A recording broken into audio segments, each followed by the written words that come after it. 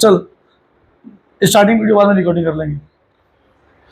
सो हम लोग स्टार्ट करने जा रहे हैं गोलक। और गोलक का वो देखो ये सेकंड लेसन है, सेकंड नंबर क्वेश्चन है। तुम लोग ऑलरेडी किया हुआ है गोलक चैप्टर।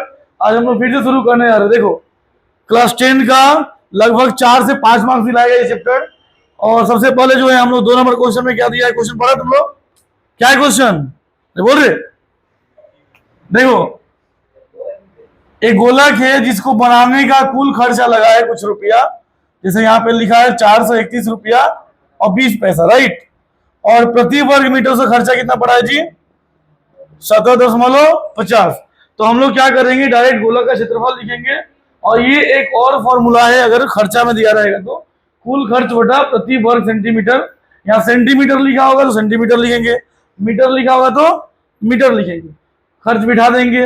अब गोलक का क्षेत्रफल हमको फॉर्मूला पता ही है, पता है ना, चाहे वक्र तल बोले चाहे समग्र तल बोले, गोलक का यही फॉर्मूला होता है 4 पाई आर स्क्वायर। इसमें इसको बैठा देंगे। 4 जो दिया हुआ है यहाँ पे 4 लिखेंगे यहाँ पे। पाई का वैल्यू कितना होता है बाबू? 22/7। और ये रहा आप लोग का आर स्क्वायर। इसके बाद देखो इधर भी 2 नंबर के आगे पॉइंट है और इधर भी 2 नंबर के आगे जी पॉइंट है। इसको हम लोग काट देंगे, 0 0 कट गया। फिर इसको पूरा को उठा करके इधर लाएंगे। नॉर्मली देखो 7 से 175 कटेगा 25 बार में। और इसको पहले 4 से काट देंगे और फिर 22 से काट देंगे। तो हमारा कितना है वो आर स्क्वायर इक्वल टू 49/25। और आर निकालेंगे, इसको रूट कर देंगे।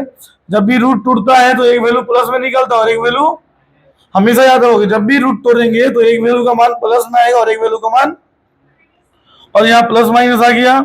इसके बाद अब हमसे ब्याज पूछा, क्या पूछा है जी? तो ब्याज का वैल्यू क्या होता है? 2 गुने आर। 2 गुने ब्याज को हम लोग डायमीटर बोलते हैं, क्या बोलते हैं? तो 2 गुने आर कर देंगे, जो आर का वैल्यू आया है यहाँ पुट कर देंगे और ये हमारा आंसर आ जाएगा।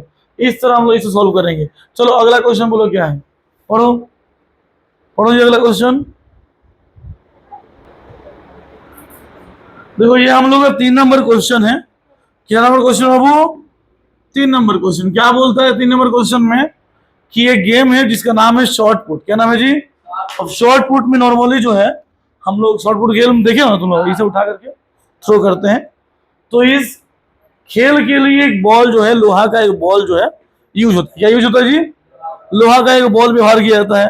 अब उस बॉल का जो व्यास बाबू दे दिया तुम लोग कितना? 7 सेंटीमीटर। हाँ प्लास्टिक है, हाँ लोहा का है।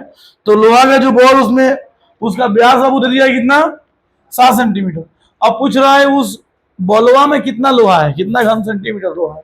तो जब भी पूछेगा कितना घन सेंटीमीटर लोहा है, या मान लो जब भी पूछेगा उसमें कितना पानी है, ठीक है, ये घन सेंटीमीटर बोलेगा, या मान लो कितना उसमें, अगर उसका सुनो आयतन पूछता है ना तो हमेशा वो आयतन निकालेंगे। और आयतन का फॉर्मूला क्या होता है जी? तो बॉल का आयतन लिखेंगे, बॉल का। बाबू बॉल देखने में कैसा है?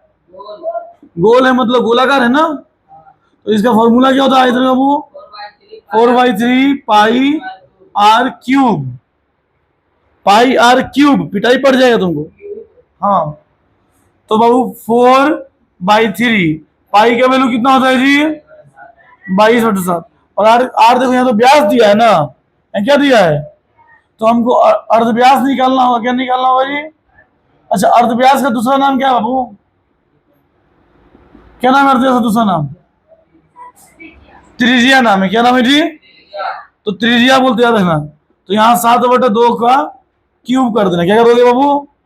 अब सॉल्व करो। 4/3 गुने 22/7 गुने 7/2 गुने 7/, अब देखो 2 दूनी 4, 2 एकम 2 हो गया। 1 7 से 7 क्या हो गया? अब देखो तुम लोग गुना करना आता है ना जी, तो 22 को गुना करोगे 7 से और फिर 7 को गुना करोगे 7 से, ठीक है। मतलब 22 को 49 से गुना कर दो। 22 को किससे गुना करो जी? और नीचे कितना है देखो 3 दूनी कितना बाबू? 6 से भाग दे दोगे, जो आएगा वही हमारा आंसर। जैसे चलो हम लोग देखते हैं 49 को 22 से गुना करते हैं तो अब वो 9 दूनी 18 का, 9 दूनी 18 का हाथ में 4 दूनी 8, 9 दूनी 18, 18 26 1 27, हाथ में 2 और 4 दूनी 8, 8 2 10, कितना है जी 10। अब बटा 6 कर दो, भाग देना था तो तुम लोगों को, चलो भाग दो, 6 एकम 6, 4 7 बच गया, 6 7 42, फिर कितना बचा वो 5 8 बचा, 6 9 54 है ना, और कितना बचा 4 बटा 6, इसको काटेंगे तो ये 2 आएगा, ये 3 आएगा, कितना है जी तो 1792/3 घन सेंटीमीटर। तो आंसर जवाब देखो, तो देखो तो आंसर आया है, कितना आंसर देखो 1792/3 है क्या, समझ में आया किसे आया। देखो हम क्या किए बाबू, सबसे पहले जब भी पूछे कितना पानी है या कितना लोहा है, ठीक है, तो इसका मतलब आयतन पूछ रहा है, क्या पूछ रहा है जी, तो आयतन का फॉर्मूला लगा देंगे, ये जो गोलक का आयतन का जो फॉर्मूला है 4/3 पाई आर क्यूब, ये लगा देंगे। इस बाबू हमको अर्धव्यास यहाँ बैठा देंगे, आर के जगह पे क्यूब कर देंगे, जो कट रहा है काट देंगे, जो बच रहा है गुना करके और भाग दे देंगे। पॉइंट में मत ले जाना, ठीक है, पॉइंट में पूर्णांक में लेके चले जाना। किस में लेके चले जाओगे वो, तो यहाँ पे देखो, यहाँ पे हम जब भाग दिए तो 4 बच गया, 4 भाग देने और 6, अब 4 से कट दे रहा है 2 से, 2 दूनी 4, तो 3 6 बैठा देंगे, यही आंसर है, समझे। चलो बनाओ, तो अगला बनाओ, अगला क्वेश्चन पढ़ो, क्या है आप लोग, अरे देखो बाबू तुम लोग, जो 3 नंबर क्वेश्चन है ना, जो 4 नंबर क्वेश्चन है वो बिल्कुल, अरे बच्चा तो देखो प्लीज, जो 4 नंबर क्वेश्चन है उसने बोला है कि कोई जो है क्या क्या है जी, गोला क्या है ना, सब पढ़ते एक बार, एक गोलक है, उसको पानी में डालेंगे, किसमें डालेंगे जी, तो पानी कितना ऊपर उठ जाएगा, तो तुमको बताया था ना कितना पानी ऊपर उठ जाएगा, या फिर मान लो कि कितना लोहा लगेगा, ये सब जो क्वेश्चन पूछेगा ना, तो आयतन निकालना, क्या निकालना है, उसमें भी आयतन निकालना। 4 नंबर क्वेश्चन सेम 3 नंबर जैसा है, इसलिए उसको नहीं बना रहे हैं। 5 नंबर क्वेश्चन तुम लोग को सिखा रहे हैं, 5 नंबर पढ़ो, क्या है जोर से पढ़ो, 5 नंबर क्वेश्चन पढ़ो, 4 वाला एकदम सेम 3 नंबर जैसा है, ठीक है। 5 नंबर पढ़ रहे हो, 5 नंबर देखो, एक बैलून है, क्या जी बलून है, बलून को फुलाने से पहले जो है उसका व्यास कितना है जी, 7 व्यास है कि अर्धव्यास है, अर्धव्यास 7 सेंटीमीटर है। अब फुलाने के बाद 1 सेंटीमीटर हो जाएगा ना, तो देखो गैस का बलून है, देखो देखो गैस के बलून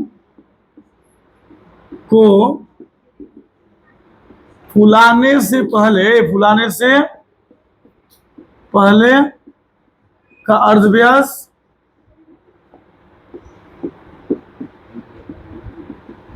कितना, वो अर्धव्यास, इसको आप छोटा आर मान लें, क्या मान लेंगे जी 7 सेंटीमीटर, ठीक है।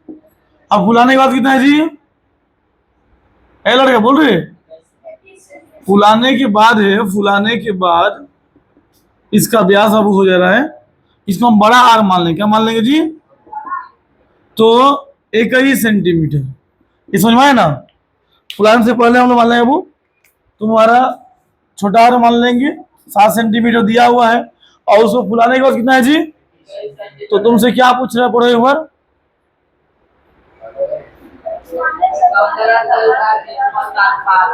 समग्र तल के क्षेत्रफल का अनुपात पूछ रहा है, क्या पूछ रहा है जी, तो देखो, तो इसीलिए समग्र तल के, देखो ये बच्चा, समग्र तल के क्षेत्रफल का अनुपात ये निकालना है, फुलाने से पहले और फुलाने के, अरे प्लीज देखो, एक बलून को फुलाने से पहले क्या है, अब फुलाने का बाद का जो है उसका समग्र तल कितना हो रहा है उसको हम लोग देखना है, ठीक है। तो फुलाने से पहले फॉर्मूला तो पता ही है, 4 पाई आर स्क्वायर, छोटा मान थे ना, अनुपात 4 पाई आर स्क्वायर, ठीक है। अब देखो यहाँ 4 पाई का पाई ही जान देना, आर की जगह क्या बिठा, वो अनुपात दिया तो क्या करेंगे, बटा कर देंगे, क्या करेंगे जी, हमेशा काटने के लिए अनुपात को हमेशा बटा में करते हैं, तो यहाँ पे क्या हो जाएगा 4 पाई, और यहाँ क्या हो जाएगा 21 का, और देखो 4 4 पाई पाई, तो वो कितना देखो 7 का स्क्वायर कितना होता है जी, और 21 कितना होता है 4 से 41। अरे देखो अब हम इसको काटेंगे तो 49 और 49 9 कितना होता है जी। तो देखो तो ये आंसर दिया है क्या तुम लोग का, यही आंसर दिया होगा वो। तो इस तरह हम लोग इसको आराम से सॉल्व कर सकते हैं, ठीक है, समझ में आया तो। हाँ चलो बनाओ, अगला बनाओ।